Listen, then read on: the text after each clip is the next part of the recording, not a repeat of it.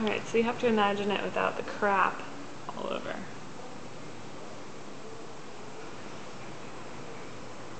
There's like a window, much wall space. I'll move all the stuff in here.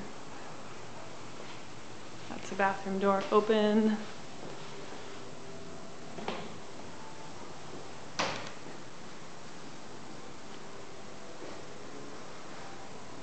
And then there's like a kitchen area.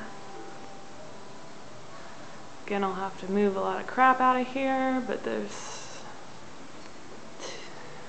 basically like one sort of room here.